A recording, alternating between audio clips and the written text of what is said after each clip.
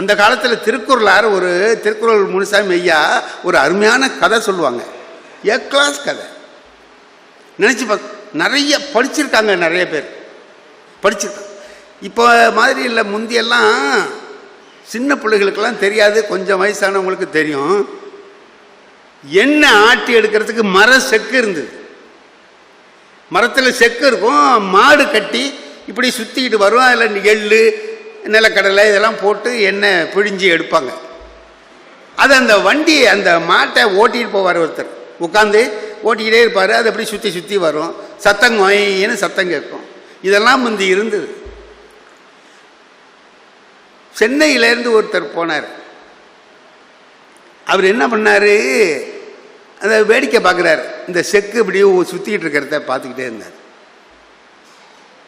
அப்போ அந்த மாடு வச்சு அந்த ஓட்டக்கூடிய அந்த ஆள் இல்லை, ஆனால் மாடு தானாக சுற்றிக்கிட்டு இருக்கு. இப்போ அவர் பார்க்குறாரு, இது எப்படி தானாக சுற்றுது? அந்த இடத்துல ஒரு சாக்கெல்லாம் போட்டிருக்கான், உட்காந்து ஓட்டுறதுக்கு ஆள் உட்கார்றதுக்கு இடமெல்லாம் தோது பண்ணியிருக்கிறான். இவ்வளவு இருக்கு, ஓட்டுறதுக்கு ஆள் இல்லை, ஆனால் அது தானாக சுற்றுதுன்னா. அப்புறம் அங்கே ஒருத்தன் வந்தான், அவன்கிட்ட இதை ஓட்டுறவர் எங்கய்யா? இந்த எய்த்த வீடு தான் அவர் வீடு. அங்கே போயிருப்பார், சாப்பிட கூட போயிருப்பார். அப்படியா? அப்போ இது எப்படி தானாக சுற்றுது? அது சுற்றுங்க. இது சம்மந்தமாக நான் தெரிஞ்சுக்கணும்னு நினைக்கிறேன். அது இருக்கார், அந்த வீட்டில் இருப்பார், போய் கேளுங்க. ஒரு குடிசை வீடு, அந்த வீட்டுக்குள்ளே இந்த ஆள் போகிறான், மெட்ராஸ்லேருந்து வந்த ஆள் போகிறான். நீங்கள் தான் அந்த செக்கு ஓட்டுறவரானா? ஆமாம். ஓட்டாமல் இங்கே வந்துட்டீங்க? பசிக்குது இல்லையா, சாப்பிட வந்திருக்கேன். இப்போ வேற ஒருத்தனை உட்கார வச்சுட்ட, உனக்கு என்ன வேலை நடக்குதா இல்லையா? மாட்டை நான் ஓட்டுவேன். இப்போ அதான் சுற்றிக்கிட்டு இருக்குல்ல, அதான் சுற்றுது. ஆனால் என்ன, ஆனால் நீங்கள் யாருன்னு கேட்டான். நான் உங்களை இந்த ஊர்லேயே பார்த்தது இல்லையே, நான் சென்னையிலேருந்து வந்திருக்கேன், என்ன வேலை பார்க்குறீங்கன்னா, நான் 3 MA பாஸ் பண்ணியிருக்கேன். English MA, Tamil MA, history MA, 3 MA மாமா பாஸ் இருக்கேன் அப்படின்னா. அப்படிங்களா, சரி. இப்போ என்ன கேட்குறீங்க நீங்கள்? இந்த மாடு தானா சுத்துங்கிறிய, அது இங்கே உட்காந்துருக்கிய ஐயா, அது சுத்துதா இல்லையான்னு உனக்கு எப்படி தெரியும்? ஏங்க, அது கழுத்தில் மணி கட்டியிருக்குல்ல. ஆமாம், அந்த சத்தம் கேட்குது இல்லை, அந்த சத்தம் கேட்டால் மாடு சுற்றுதுன்னு அர்த்தம். சத்தம் நின்று போச்சுன்னா மாடு நின்றுட்டுன்னு அர்த்தம். நான் ஓடி போய் ஓட்டுவேன். ஏயா உனக்கு அறிவு இருக்கா? யார்? 3 MA கேட்குறாரு, உனக்கு அறிவு இருக்கா? ஏங்க, அந்த மாடு சுத்தாமல் அப்படியே நின்றுக்கிட்டே கழுத்தை ஆட்டினா என்ன பண்ணுவேன்? மணி சத்தம் கேட்கும், ஆனால் அது போவாது இல்லைன்னா. அதுக்கு அந்த ஆள் சொன்னான், அது அப்படிலாம் ஆட்டாதுங்கன்னு. ஏன் ஆட்டாதுங்கிறீ? அது 3 MA பாஸ் பண்ணல, பார்த்தீங்களா?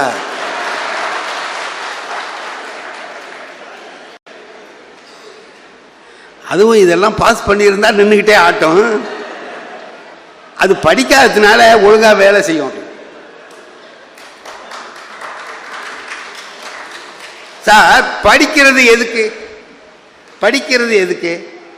நம்ம செய்கிற வேலையை நல்லா செய்கிறது, சிறப்பாக செய்கிறது, நம்முடைய அறிவை இன்னும் கொஞ்சம் கூர்மையாக ஆக்கிக்கிட்டு அதுக்கு தகுந்த மாதிரி செய்கிறதுக்காக தானே நாம் படிக்கிறோம். அப்படி படிச்சுட்டு எப்படி ஏமாத்துறதுன்னு தெரிஞ்சுக்கிட்டான்னா, நம்ம ஒருத்தன் என்ன பண்ணுறாங்க, ட்ரெயினில் போகிறான். ட்ரெயினில் போகும்போது வேறு ஆள் இல்லை, கூட்டமே இல்லை. ட்ரெயினில் 2 பேர் தான் இருக்கிறான். ஒருத்தன் இந்த ஜன்னல் ஓரம் உட்காந்துருக்கான், இவன் எய்த்தாப்பில் இந்த ஜன்னலில் ஓரத்தில் உட்காந்துருக்கான். இங்கே உட்காந்துருக்கிறவன் ரொம்ப படித்தவன், பேண்ட்டு கோட்டு டை எல்லாம் கட்டியிருக்கிறார், ரொம்ப ஜோராக இருக்கிறார். எதுக்க உட்காந்துருக்கிறவர் கிராமத்துக்காரரு, பட்டி காட்டார், கிராமத்து ஆள். கீழே வேட்டி கட்டியிருக்காரே தவிர மேலே சட்டை கூட போடல. துண்டை எடுத்து முண்டாசு கட்டிக்கிட்டு உட்காந்துருக்காரு. அதை பார்த்த உடனே தெரியுது இவர் பட்டிக்காட்டில் உள்ளவர். இவர் பட்டணத்தான் படிச்சிருக்கிறார். இப்போ படித்தவர் கேட்டார், நம்ம 2 பேரும் தனியாக போயிட்டே இருக்கிறோம், இன்னும் 2 மணி நேரத்துக்கு நம்ம போகணும், சும்மாவே போகிறோமே, ஏதாவது பேசிட்டு போவோமே. பேசுங்க. யார்? கிராமத்துக்காரர் சொல்கிறார், பேசுங்க. சும்மா பேசிட்டு போனால் அவர் அவ்வளவு இன்ட்ரெஸ்டாக இருக்கும். வேற என்ன செய்யலாம் சொல்லுங்களேன். நீங்கள் ஒரு கேள்வி கேளுங்க, நான் பதில் சொல்கிறேன். அது கூட செய்யலாம். அப்புறம் நான் ஒரு கேள்வி கேட்குறேன், நீங்கள் பதில் சொல்லுங்க. செய்யலாங்கய்யா, அப்படியே செய்வோமே. அப்படி சும்மா செஞ்சால் நல்லா இருக்காது. வேற என்ன செய்யலாங்கிறீங்க? நீங்கள் கேட்குற கேள்விக்கு எனக்கு பதில் தெரியலன்னா நான் உங்களுக்கு 10 ரூபா கொடுப்பேன். நான் படித்தவன், எனக்கே பதில் தெரியாத அளவுக்கு நீங்கள் கேள்வி கேட்குறீங்கன்னா பெரிய 10 ரூபா தான். நான் கேள்வி கேட்டு உங்களுக்கு பதில் தெரியலன்னா நீங்கள் 5 ரூபா கொடுத்தா போதும். உங்களுக்கு பதில் தெரியலன்னா கிராமத்துக்காரர் 5 ரூபா கொடுத்தா போதும், படித்தவர் 10 ரூபா. சரி, யார் முதல்ல கேட்கறது? பட்டணத்தார் சொன்னார், நீங்களே கேளுங்க, கிராமத்து ஆள் இருக்கேன், அதனால் நீங்களே முதல்ல கேளுங்க. நான் கேட்குறேன். ஐயா, 3 கண்ணு. என்னங்க? 3 கண்ணு, 4 காது, 5 மூக்கு, 6 வாய், 7 கை, 8 கால் உள்ள மிருகம் என்னான்னு. யார் கேட்குறான்? கிராமத்தான் கேட்குறான். 3 கண்ணு, 4 காது, 5 மூக்கு, 6 வாய், 7 கை, 3 4 5 6 7 8ங்கிறான். 8 கால் உள்ள மிருகம் என்னான்னு கேட்டு இப்போ படித்தவர் யோசனை பண்ணுறார். மச்ச புராணத்தில் இருக்காராம், அனுமன் புராணத்தில் இருக்கிறானா, அதில் வருதா இதில் வருதா, அதான் இருக்குமோ இதா இல்லையா, அது கூட 5 கையெல்லாம் கிடையாது. அப்படி இப்படி என்னமோ யோசனை பண்ணிட்டு தெரியல, பதில் தெரியலன்னு ஒன்று. இந்த 10 ரூபா எனக்கு பதில் தெரியல. கிராமத்தான் வாங்கி மடியில் வச்சு கட்டிட்டான். இப்போ அவன் பட்டணத்தான் கேட்டான், நீ சொல்லு அதுக்கு என்ன பதில்னா. கிராமத்தான் என்ன பண்ணான், ஒரு 5 ரூபாயை எடுத்து கொடுத்து எனக்கும் தெரியாது.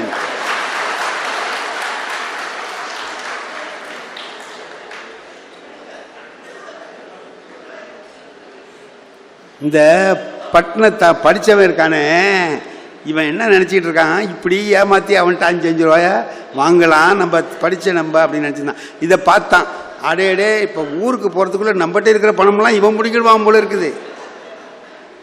அதான் சொல்கிறான், படிப்பு அறிவை விட அனுபவ அறிவு பெரிதும் கை கொடுக்கக்கூடிய. அவர் படிப்பு அறிவு உள்ளவர், படிச்சிருக்கிறார். ஆனா இவன் அனுபவ அறிவு உள்ளவன். இப்படி ஒருத்தன் நம்மள கொக்கி போடுறான், இவங்கிட்ட இருந்து எப்படி தப்பிக்கிறது அல்லது அவனை எப்படி மாட்ட விடுறது அவன் முடிவு பண்ணிட்டான். இந்த மாதிரி செஞ்சா இவன் சரியா வருவான்னு சொல்லி அதுக்கு பிறகு ஒழுங்கா பேசிட்டு போனாங்கன்னு வைங்க. எதுக்கு சொல்றேன், படிக்கிறோமா படிக்கலையா, கல்வி அறிவு இருக்கா கேள்வி அறிவு இருக்கா, அது இருக்கா, நல்ல மனசு இருக்கா, நல்ல மனசு இருக்கா, வாழ்வான். நல்ல மனசு இருக்கிறதுக்கு என்ன பண்ணணும்னா, இந்த மனம் லேசாகிறதுக்கு ஒரே வழி சிரிக்கிறது தான்.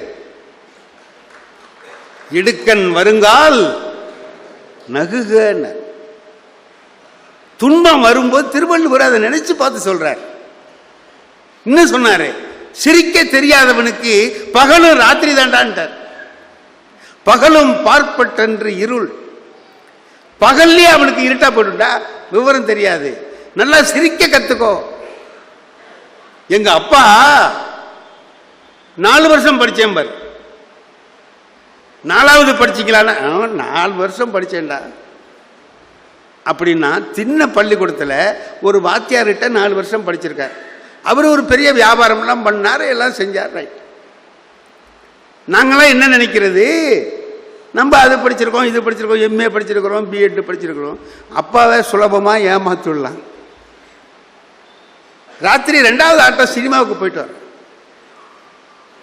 தலைவாணியை திண்ணையில் அப்படி நீட்டமாக போட்டு அது மேலே போர்வையை போத்திட்டு நான் படுத்திருக்கிற மாதிரி காட்டிட்டு போடுவேன் சினிமாவுக்கு.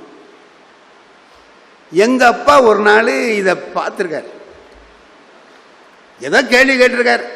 ஏண்டா நாளைக்கு இங்கே போகணுமே அங்கே போகணுமே என்னமோ சொல்லியிருக்கிறாரு, தலைவாணி பேசுமா? அது ஒன்றும் பதில் சொல்லலை. அப்புறம் துணியை எடுத்துகிட்டு பார்த்துருக்காரு, தலைவாணி கிடக்கு. பயா எங்கேயோ போயிட்டான். மறுநாள் என்கிட்ட கேட்குறாரு, எங்கப்பா ராத்திரி பார்த்தேன் காணும். இப்போ இதுக்கு என்னங்க சொல்கிறது? உனக்கு தெரியாமல் சினிமாவுக்கு போனேன்னு சொல்ல முடியுமா? நான் சொன்னேன், எங்கள் கடையில் ஒரு டைலர் இருக்கார், அவர் வீடு அந்தாண்ட இருக்கு. ராத்திரியில் கொஞ்சம் நேரம் போனால் அவரோட பேசிகிட்டு இருப்பேன். இது ஒரு பழக்கம். சொன்னேன், கோவிந்தசாமி பிள்ளைகிட்ட, அவர் பேர் கோவிந்தசாமி பிள்ளைன்னு டைலர், அவர்கிட்ட பேசிக்கிட்டு இருந்தேன்னு சொன்னேன். இதுக்கு எங்கள் அப்பா சொன்னார், ஓஹோ கோவிந்தசாமி பிள்ளைகிட்ட பேசிகிட்டு இருந்தியா, அப்போ சரி. இப்போ நம்ம என்னங்க முடிவு பண்ணுறோம்? அப்பாவை ஏமாத்தியாச்சு, கோவிந்தசாமி பிள்ளைகிட்ட பேசிக்கிட்டு இருந்தேங்கிறத நம்பிட்டார். மறுநாள் மத்தியான நேரம் நான் அந்த ஒரு கவுண்டரில் நிற்கிறேன் கடையில். அவருடைய கூட்டாளி ஒருத்தர், அவருக்கு கோபால் செட்டியார்னு அங்கே வந்து உட்காந்து எங்கள் அப்பா கிட்ட பேசிகிட்டு இருக்கிறார். அவர்கிட்ட எங்கள் அப்பா சொல்கிறாரு, யோ கோபால் செட்டியார, இந்த பயலுவோம் நம்மளை பேப்பயல்வோன்னு நினச்சிட்டு இருக்கானு ஐயா,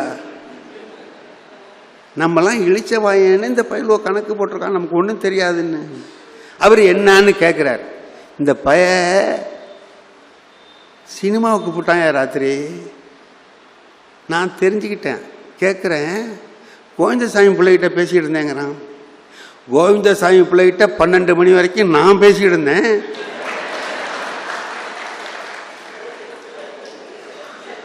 சார் அவர் பேசியிருந்துருக்கார். அப்புறம் இப்போ திரும்ப வரும்போது தான் என்னை பார்த்துருக்காரு. இல்லை, நான் அவர்கிட்ட பேசிட்டு இருந்தேங்கிறாரு. ஏண்டா நான் தான் அவர்கிட்ட பேசி கேட்கலாமா இல்லையா? கேட்கல. தான் ஏமாந்தது மாதிரி அவர் நடிக்கிறார். நான் ஏமாத்தினதா நினைச்சு ஒரு வெற்றி பெருமிதத்தோடு இருக்கிறேன். போடா, உன்னை ஏமாந்தது தெரியாமலே நான் ஏமாத்திட்டேன்டாங்கிறாரு எங்க அப்பா. யாரு பெரிய ஆளு? ஆகையினால பெரியவர்கள், அனுபவ அறிவு உடையவர்கள் தங்களுடைய ஆற்றலால், அறிவால் நம்மை ரொம்ப கவனமா கையாளுவார்கள். நாம் என்ன செய்ய வேண்டியிருக்கிறது? இந்த மாதிரி நேரங்களில் நல்ல துன்பங்கள் வருகிற போது சிரிக்க தெரிந்திருக்கிறது. எனக்கு ஏற்பட்டிருக்கிற துன்பங்களில் எல்லாவற்றிலுமே நான் சிரித்து சமாளித்திருக்கிறேன். அப்படி சிரித்ததால் என்னுடைய வாழ்க்கை நல்லா இருக்கே தவிர ஒரு குறையும் வரவே இல்லை. எந்த குறையும் வர, நல்லா இருக்கு, நல்லா இருக்கு. அதனால வாழ்க்கையில ஏன் சார் சில பேர் சொல்றான், எப்படி இருக்கீங்க? ஏதோ இருக்கேன், உங்க புண்ணியத்தில் இருக்கேன்னு சில பேர் சொல்றான். இதெல்லாம் சொல்றதுக்கு என்ன காரணம் அப்படின்னு பார்த்தீங்கன்னா, எனக்கு ஒரு தடவை நடந்தது ஞாபகம் வருது. நான் ஒரு கிராமத்தில் தங்கியிருந்தேன். அங்கே ஒரு இந்த கோயிலில் ஒரு வேலைக்காக போயிருந்தேன். அங்கே நான் ஒரு 10 நாள் தங்க முடிய ஆயிடுச்சு. தினம் மத்தியானம் 12 மணிக்கு மணி அடிப்பாங்க கோயிலில். அந்த கிராமத்தில் ஹோட்டல்லாம் கிடையாது, சாப்பிட முடியாது. ஒரு வீட்டில் காலையிலையும் ராத்திரிக்கும் சாப்பிட்டேனே தவிர மத்தியான சாப்பாடு அந்த கோயிலில் கொடுக்கக்கூடிய உணவு தான் சாப்பிட்டேன். ஒரு 4 நாளாக மத்தியானம் மணி அடிக்கவே இல்லை, மணி அடிக்கலை. நான் என்னடா இதுன்ட்டு அப்புறம் கொஞ்சம் லேட்டாக போனாக்கா அதுக்குள்ளே குருக்கள் போயிடுவார். சாப்பாடு இல்லாமல் பட்னியாக கிடக்க முடியாயிடுச்சு. அப்புறம் ஒரு நாள் பார்த்துட்டேன் அந்த குருக்கள் ஐயாவை. அவர்கிட்ட கேட்டேன், என்னையா ஒரு 4 நாளாக மணியே அடிக்கலை? அதுக்கு அந்த குருக்கள் சொன்னார், மணி அடிக்காததுக்கு 4 காரணம் இருக்குன்னு. என்ன 4 காரணம்னு? ஒன்று, அந்த மணி மேலேருந்து கட்டி தொங்குற ஒரு கொக்கி இருக்குல்லங்க இரும்பில், அது உடஞ்சி போச்சு. சரி. 2வது, அதை இழுத்து அடிக்கிற கயிறு இருக்கு பாருங்க, அது நஞ்சு போச்சு. சரி. 3வது காரணம், அதை அடிக்கிற பையனுக்கு நேத்தியிலேருந்து கடுமையான காய்ச்சல். சரி, 4வது காரணம் மணி காணா போய் 3 நாள் ஆச்சுன்னா.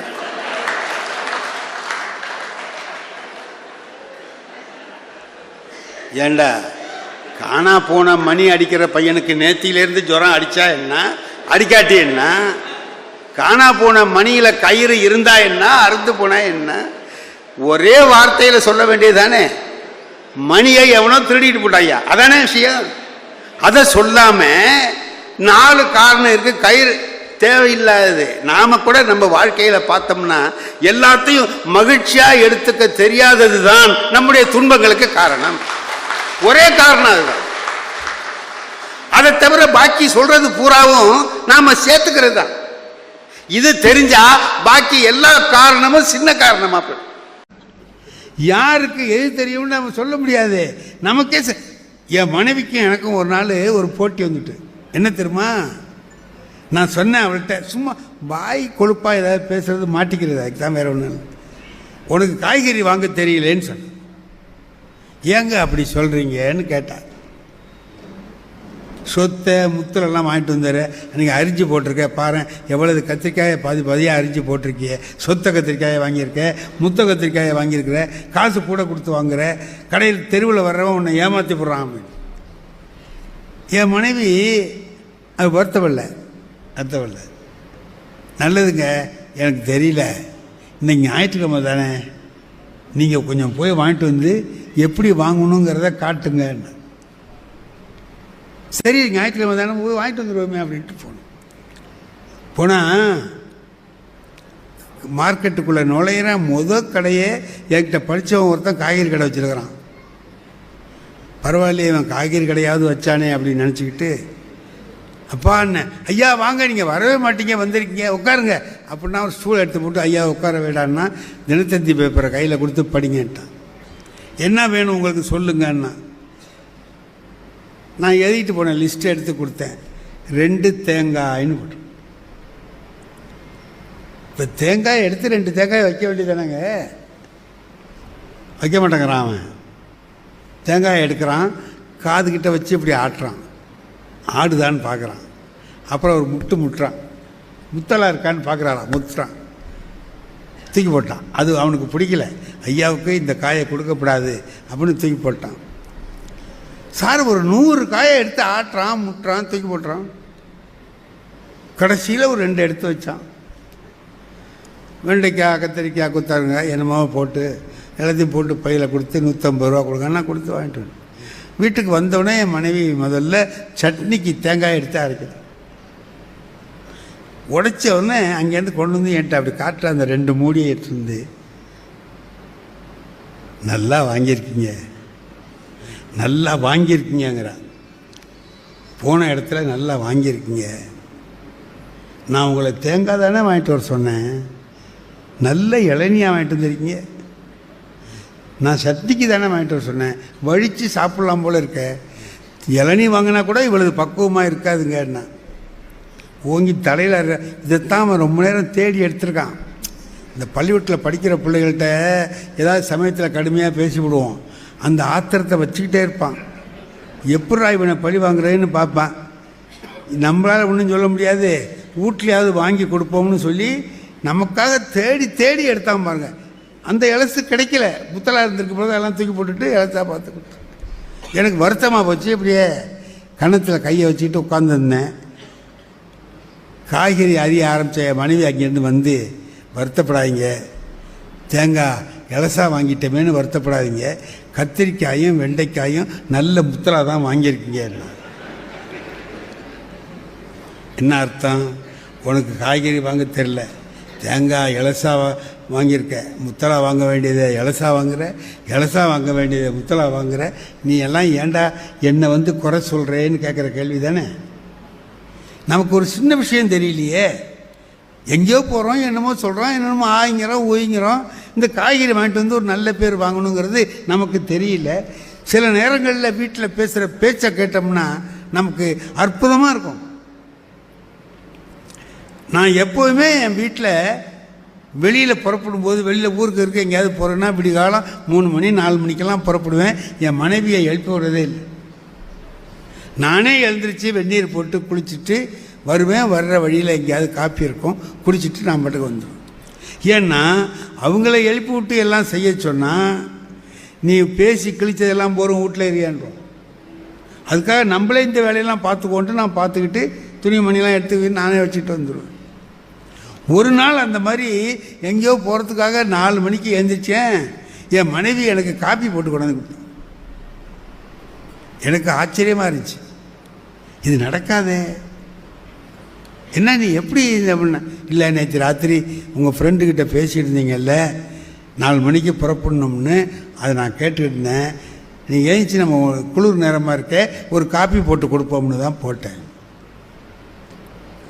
எனக்கு ரொம்ப பிரியமாக இருந்துச்சு. நேற்றே பாலை எடுத்து வச்சுருந்தேன், அதில் காப்பி போட்டேன் அப்படின்னா சரின்னு ஆற்றி குடிக்கிறதுக்காக ஆற்றினேன். எங்கள் வீட்டில் நாங்கள் ஒரு நாய் வளர்க்குறோம், நல்ல நாய். நான் எது சாப்பிட்டாலும் அதுக்கு பிடிக்காது. லொல்லு லொல்லு லொல்லுன்னு கத்துது. நான் காப்பி குடிக்கிறேன்னா அது கொடுக்காம குடிக்கிறேன்ட்டு கத்துது.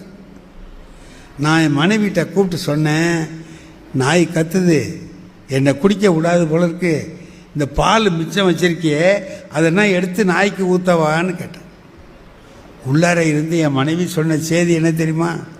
ஊற்றி விடாதீங்க, நாய்க்கு பழைய பால்லாம் ஊற்றினா வயிற்றுக்கு ஆகாதுன்ட்டான். நான் கேட்டேன், நாய்க்கு கூட ஆகாதியா எனக்கு கொடுத்தேன்னு கேட்டேன். நாய்க்கு சிலது ஆகும், உங்களுக்கு சிலது ஆகும், ரெண்டையும் கம்பேர் பண்ண வேண்டாம், இது வேற அது வேறன்ட்டா. ஆனால் அப்போவும் நாம் அதில் வருத்தப்பட்டுக்காம நயமாக பேசுகிறாளே மனைவின்னு நினச்சி சந்தோஷப்பட கற்றுக்கிட்டோம்னா எது நினைக்கிறோமோ அது நடக்கும். மனிதனுக்கு முன்னோர்கள்ட்டேருந்து சில குணங்கள் வருங்கிறான். எங்கள் தாத்தாவோட குணம் சிலது என்கிட்ட இருக்கும், எனக்கு தெரியாது. முன்னோர்களுடைய குணம் வரும். நான் என்னதான் படித்தாலும் கொண்டாலும் அது முந்திக்கிட்டு வந்து நிற்கும். பிறவி குணம்னு சொல்கிறான்ல. அன்னைக்கு அந்த எம்பிபிஎஸ் படித்தவர் ஒருத்தர் சொன்னார், எங்களுக்கு வியாதிகளை பற்றி சொல்லும் பொழுது முதல்ல டிசீசஸ் ஆர் ஜெனட்டிக்னு எழுதியிருக்காங்க. டிசீசஸ் ஆர் ஜெனட்டிக், அணுவிலேயே இருக்குங்கிறான், ஜீன்ஸ்லேயே இருக்குங்கிறான். அது சில நேரங்களில் வெளிப்பட்டு வருது, சில பேருக்கு வெளிப்படுது, சில பேருக்கு வெளிப்படாமல் போயிடுது.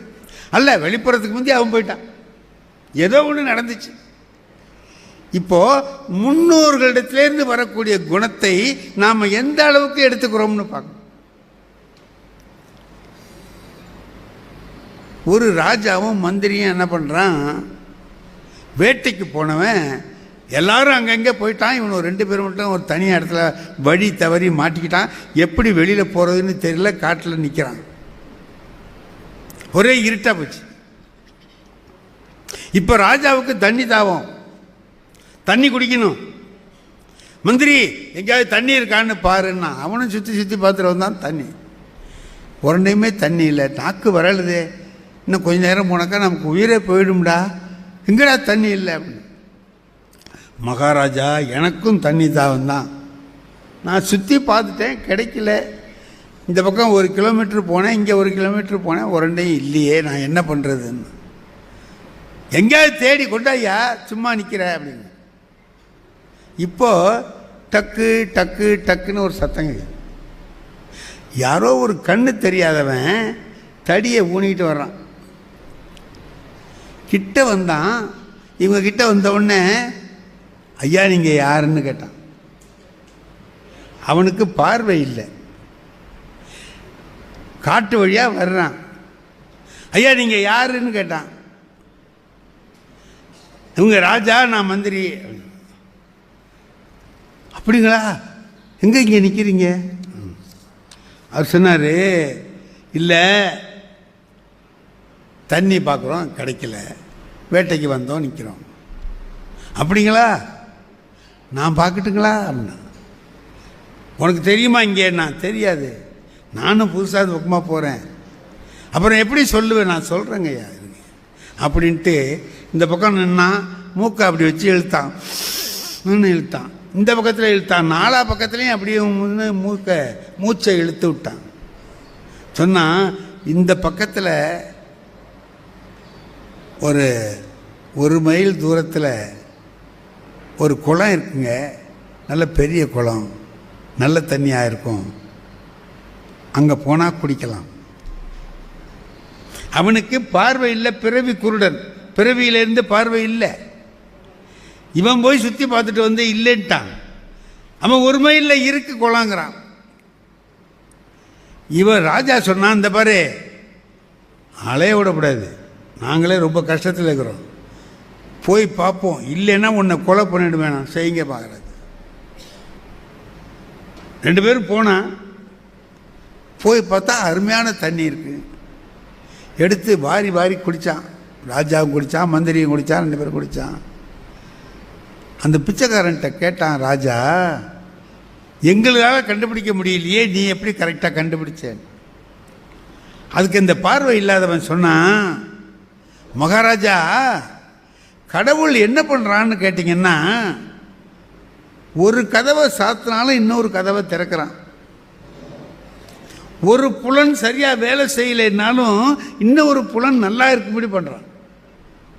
எனக்கு கண் பார்வை இல்லை, எதையும் பார்க்க முடியல, அதனால மற்ற புலன்கள் எல்லாம் கூர்மையாக இருக்கும். இப்போ நான் இழுத்து பார்த்தேன், எங்கே இருந்து ஈரக்காற்று வருதுன்னு பார்த்தேன். இந்த பக்கத்துலேருந்து தான் ஈரக்காற்று வருது.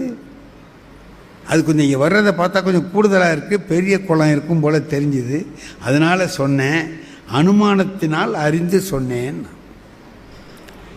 மகாராஜா சொன்னார், நாளையிலேருந்து நீ நம்ம அரண்மனைக்கு வந்துரு, டெய்லி உனக்கு ஒரு பட்டை சோறுன்ட்டான். ஒரு பட்டை சோறுன்னு சொல்கிற பழக்கம் உண்டா இங்கே? அந்த ஒரு இதை கோயிலில் கொடுப்பாங்க பாருங்க, ஒரு பட்டை சோறு ஒரு கிண்ணத்தில் வச்சு அடித்து கொடுப்பேன், அது இவ்வளவு இருக்கும், நிறையா இருக்கும், சாப்பிட்லாம். ஒரு பட்டை சோறு உனக்குன்ட்டான். ரொம்ப நன்றி மகாராஜா, அலையிற வேலை மிச்சம், நான் அதை வச்சு சாப்பிட்டுக்குவேன். அப்போ நான் போனால் அரண்மனைக்கு அழைச்சிட்டு போனானுங்க, தினம் ஒரு பட்டை சோறு கொடுக்குறான். ஒரு நாள் மகாராஜா கிட்ட கொண்டு வந்து வைரக்கல் விற்கிறதுக்கு ஒருத்தன் வர்றான், வெளிநாட்டிலேருந்து உட்கார்ந்துருக்கான்.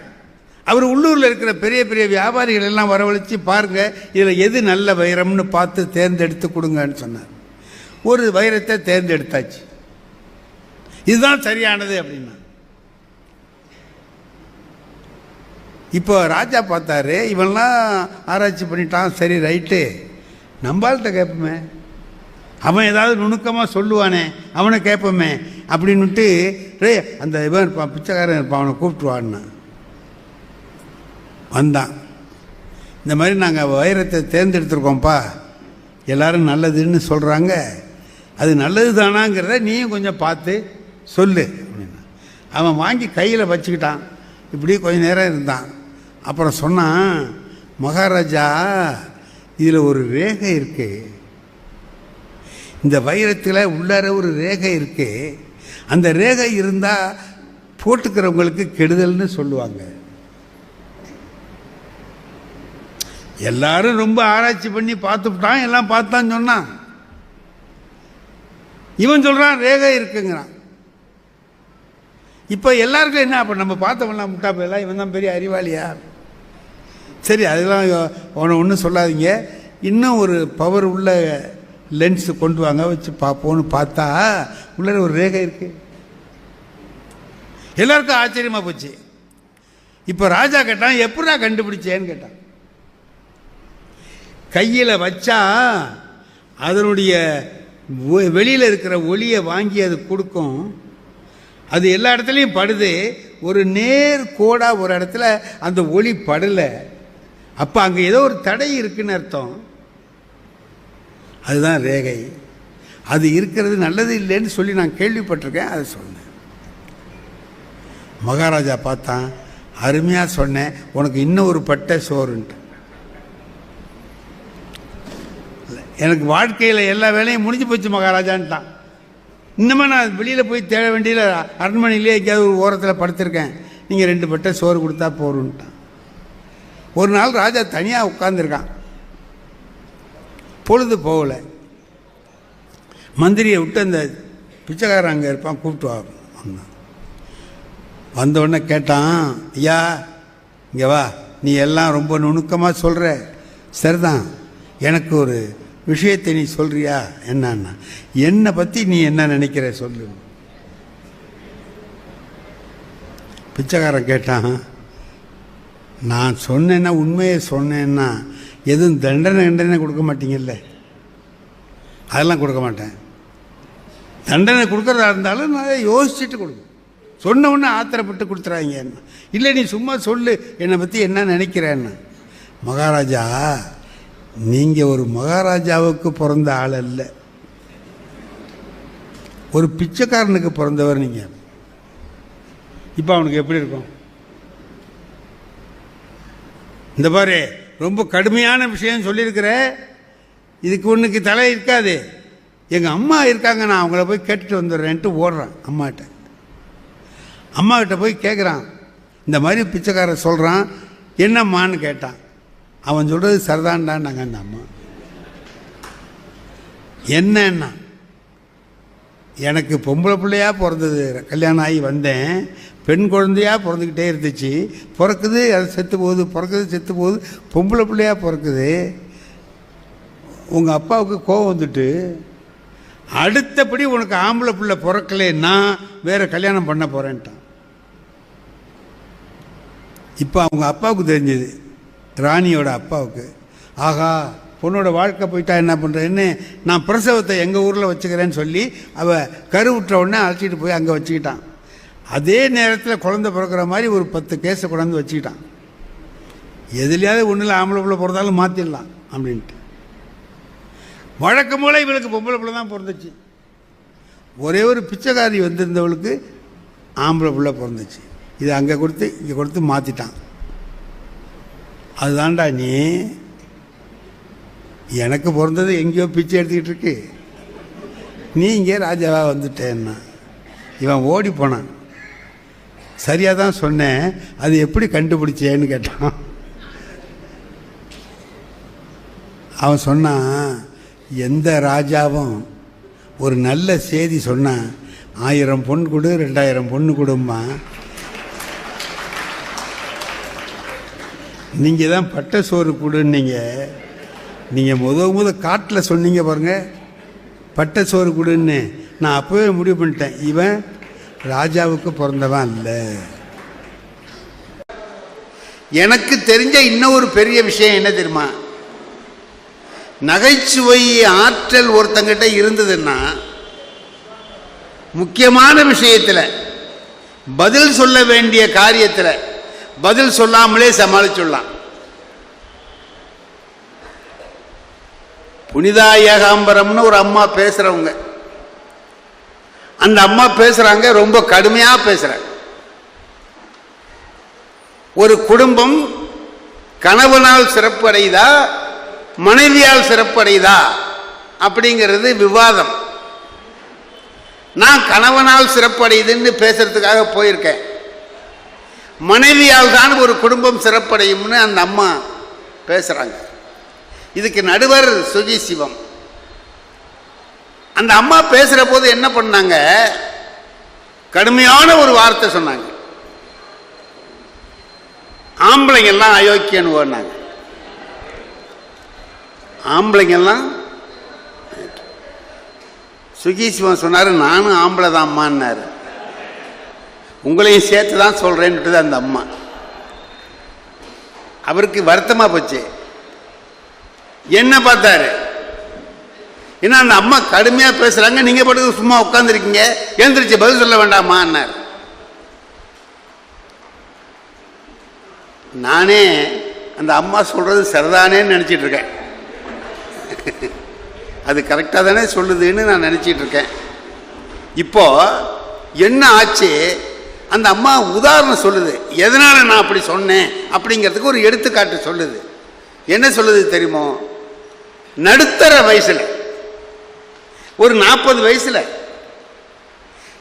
கணவன் இறந்தா மனைவி என்ன செய்வா, மனைவி இறந்தா கணவன் என்ன செய்வான்னு சொல்ல. கணவன் இறந்து போனா மனைவி தவ வாழ்க்கையை மேற்கொள்வார். குழந்தைகளை ஆளாக்கணுமே, சம்பாதிச்சுக்கிட்டு இருந்த மனுஷன் போயிட்டாரே, இன்னும் நம்ம தானே சம்பாதிக்கணும்னு சொல்லி வாழ்க்கையே ஒரு தவமாக ஆக்கி கொள்வார். அதே சமயத்தில் மனைவி இறந்து போனா கணவன் என்ன பண்ணுவான், உடனே வேற ஒரு கல்யாணம் பண்ணிக்குவான். நான் சொன்னது சரியா தப்பா? இப்ப சுஜய் சிவா என்ன பண்ணிட்டாரு, என்ன கிளப்பி விட்டு பதில் சொல்லுகிறார். இப்ப அந்த அம்மா சொல்றதை நம்ம தப்புன்னு சொல்ல முடியுமோ? அதான் நடந்துகிட்டு இருக்கு. அதை தான் அந்த அம்மாவும் சொல்லுது. ஆனா நான் பதில் சொல்லணுமா இல்லையா? நான் எழுச்சி என்ன பண்ணேன், இதுக்கு வேற வழி இல்லை அப்படின்னுட்டு நான் கேட்டேன் அவர்கிட்ட, நீதிபதியாக இருக்கிற சுஜய் சிவத்துக்கிட்ட கேட்டேன். ஜவஹர்லால் நேரு செத்து போயிட்டாரு தெரியுமான்னு கேட்டேன். அவருக்கு கோபம் வந்துருச்சு. அவங்க என்ன கேட்குறாங்க, நீங்கள் என்ன சொல்கிறீங்க, அதுக்கு இதுக்கு என்ன சம்பந்தம்? நான் கேட்குறதுக்கு மட்டும் சொல்லுங்க. ஜவஹர்லால் நேரு இறந்து போனது உங்களுக்கு தெரியுமா? தெரியும். எப்போ இறந்தார்? அதெல்லாம் எனக்கு நினைப்பு இல்லை. நினைப்பு இருக்கா இல்லையான்னு தெரிஞ்சுக்கிறதுக்காக தான் நான் கேட்டேன். ஏன்னா நம்ம சொல்கிறது தப்புன்னு சொல்லுவார்ல, நம்ம இப்போ எதை வேணாலும் சொல்லலாம். ஏன்னா அவர் தெரியாதுன்னு சொல்லிட்டார். சில பேர் கேட்பான், அமெரிக்காவுக்கு போயிருக்கீங்களாம்மா. போயிருக்கேன்ட்டா ஜாக்கிரதையாக பேசுவான். போகலைன்னா அவன் பாட்டுக்கு விடுவான். நம்ம தான் போகலன்னு தெரிஞ்சுக்கிட்டான்னு விடலாம். அதை மாதிரி நான் சொன்னேன், இறந்து போனது எப்போன்னு தெரியுமான்னு. தெரியாதுன்னார். நான் உடனே சொல்லிட்டேன், 1964 வருஷம் மே மாதம் எதாவது தெரியாது முடிவாயிட்டு ஒரு தேதியை சொல்லு. அப்படி 27ஆம் தேதி மத்தியானம் 2:30 மணிக்கு இறந்து போனார். அவருக்கு தான் தெரியலையே, இருக்கும்ட்டார். நான் சொல்கிறது கரெக்டு தான். அதில் சொன்னதுலேயே எது கரெக்டுனா மத்தியானம் 2:30 மணிக்கு இறந்தாருங்கிறது கரெக்டு தான். அதில் ஒன்றும் சந்தேகம் கிடையாது. 2:30 மணிக்கு இறந்தார் இல்லை சார், எவ்வளவு பெரிய மனுஷன் அவர் இல்லை? ஜவஹர்லால் நேருன்னா உலகத்துக்கே தெரியும் இல்லையா? அவ்வளவு பெரியவர் இறந்து போயிருக்கிறார். ஆனால் ஜனாதிபதி என்ன பண்ணார் தெரியுமோ? உடனே குல்ஜாரிலால் நந்தான்னு ஒருத்தரை அழைச்சிட்டு வந்து அந்த பாடிக்கு பக்கத்திலேயே நிறுத்தி பதவி பிரமாணம் எடுத்துக்க சொல்கிறார் பிரதம மந்திரியா. எவ்வளவு நேரத்தில்? 1 மணி நேரத்தில். ஏன் சார் ஒரு 10 நாள் கழிச்சு செய்யப்படாதா? உடனே ஏன் அப்படி செய்யணும்னு. அதுக்கு சுஜீஸ்வன் சொன்னார், உங்களுக்கு அரசியல் சட்டம் தெரியல அதனால பேசுறீங்க. அரசியல் சட்டப்படி ஒரு நாடு பிரதமர் இல்லாமல் இருக்கக்கூடாது. அதனால அவர் உடனே கொண்டு வந்து பதவி பிரமாணம் பண்றார். அவர் தலைமையில தான் பிரேத ஊர்வலமே போகணும். சரி சார், இப்ப நான் உங்களை கேட்கறது, ஒரு நாடுன்னா பிரதமர் இல்லாமல் இருக்கக்கூடாது, வீடு மனைவி இல்லாமல் இருக்கலாமா சார்? அதுக்காக தான் சார் இறந்தா உடனே நம்ம பிரதமரை நியமிக்கிறது மாதிரி நாம் உடனே ஒருத்தரை கொண்டு வந்து ஏற்பாடு பண்ணுறோன்னு. அதுக்கு அவர் கேட்டார், உடனே கிடைக்கலன்னா என்ன பண்ணுவீங்கன்னாரு. ஒரு இடைக்கால பிரதமர் ஏற்பாடு பண்ணிக்க வேண்டியது.